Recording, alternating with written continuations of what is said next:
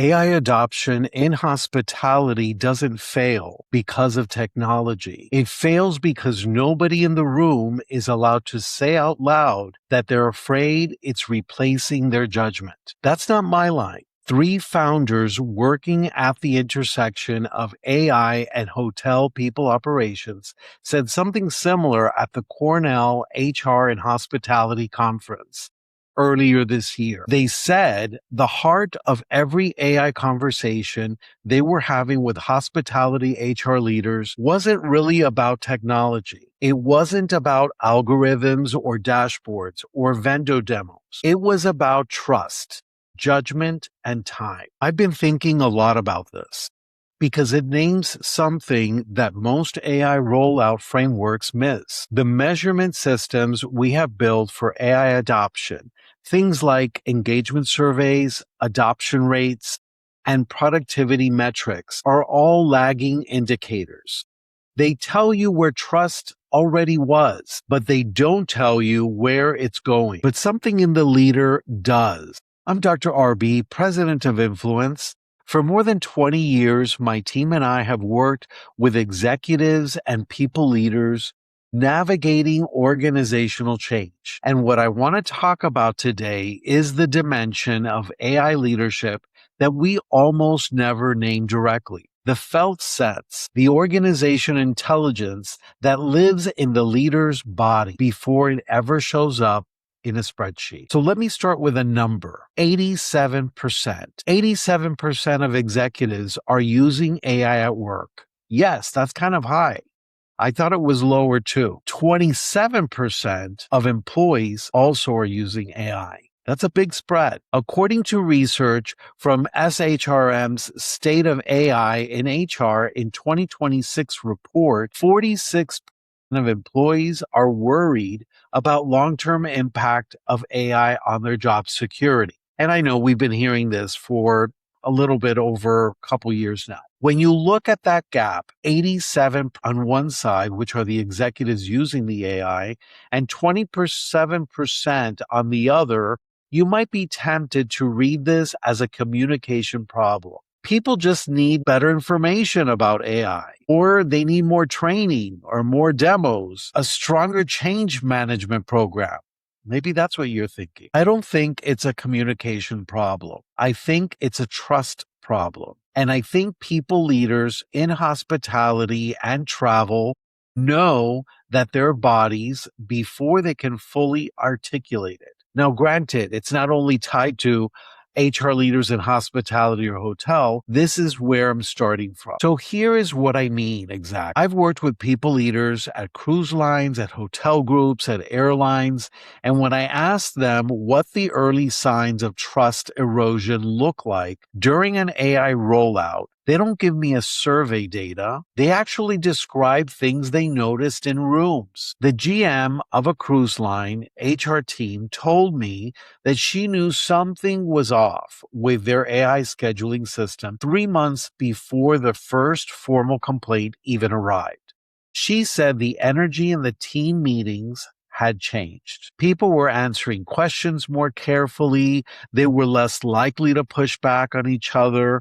The kind of informal problem solving that used to happen organically in those rooms had gone quiet. She couldn't have quantified that, but she felt it in her body, and she was right. A director of people operations at a hotel group described something similar. They had deployed an AI tool for workforce planning. On paper, adoption was high. The numbers looked great, but in one-on-ones, she started noticing that her managers were using the tool's outputs differently than she expected. They were accepting its recommendations without questioning them in situations where they previously would have pushed back. And they were doing it, she sensed, not because they trusted the AI, but because they didn't want to be seen as resistant to using AI. Now that is different. It's a different problem than low adoption. That is a problem where the technology is being used, but the judgment layer underneath it has been suppressed. The tool is running.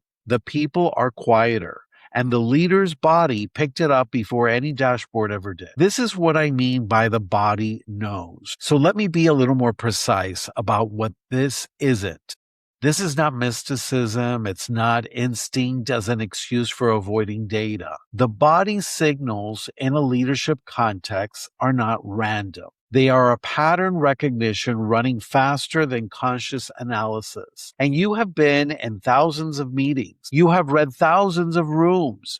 And when the energy in a familiar space shifts in such a way that doesn't match the stated situation, your nervous system notices it before your prefrontal cortex has fully processed it. The question is whether you've developed the habit of listening to it. Most leadership development frameworks don't teach this. They teach how to build the dashboards, how to structure rollouts, how to communicate change. Those things are absolutely necessary, but they don't teach leaders how to use themselves as an organizational instrument. And in the context of an AI rollout, that gap is costly. Here's why this matters specifically for hospitality and the travel industry, which are my latest clients that I've been working with. You are in an industry where the human experience is the product. The warmth of a cabin crew member, the judgment of a hotel concierge, the ease of a guest services interaction that went exactly right. This isn't incidental to your business. It is the business. So when you deploy AI in HR, whether it's scheduling, onboarding, workforce planning, talent analytics, you are not just changing a back office process. You are changing the conditions under which your frontline people show up. And frontline people in hospitality are exquisitely sensitive to the quality of the environment behind. A Cornell panel earlier this year talked about what actually drives early turnover in hotels and restaurants. Poor scheduling was near the top, feeling unseen by management, having tools that created friction rather than reducing it. AI that promised to solve these problems, but instead created new sources of confusion, inconsistency, or what one panelist called the sensation of being optimized. That phrase is worth sitting with. The sensation of being optimized. That is what employees in hospitality describe when AI is introduced without trust infrastructure, not hostility to technology. The specific embodied experience of having your judgment replaced by a system rather than supported by one. A hotel HR leader who walks the property after a new scheduling AI has been deployed and doesn't feel that shift is not paying attention. It's subtle. It's the way a front desk team handles a mid-shift coverage question differently than they're used to. It's the extra step they're taking to avoid getting flagged by the system. It's the small, almost invisible increase in transaction and decrease in conversation. None of that shows up in adoption metrics for the first several months, but it's there. It's in there. And the people leader who has calibrated their body as an instrument can certainly feel it. So what do you do with that felt sense? First, you want to name it. This sounds simple, and it isn't. Leaders who operate in data, especially data-driven cultures, often suppress the felt sense precisely because they can't yet defend it with evidence. They wait for the data to catch up, and by the time the data catches up, the trust has eroded in ways that are significantly more expensive to repair. Naming it doesn't require certainty. It requires honesty. It sounds like, I've noticed something in the last few weeks. The quality of conversation in our team meetings has changed. I don't know yet what it means, but I want to understand it before we draw conclusions. And it's interesting because I was trained clinically as a psychologist back in 2002, so a number of years ago. And one of the things I will never forget is that I was taught that in the session, the experience has a life of its own. And it's up to the therapist to catch that energy, to catch those shifts in tone of voice, or it could also be something that's energetic. that has not been said, but it's definitely felt, it's palpable. And if the therapist brings that up in the session, a lot of the times, I would say 8 out of 10, 9 out of 10 even, the other person, the client, usually will agree to that or usually will have an aha moment because it was something that became conscious that they also sensed, but they didn't know what it was. So it's kind of similar in this sense. It's important to catch these subtle things that happen in our meetings and with our teams and bring it up to consciousness, bring it up to awareness. And that is data. So I want you to know that.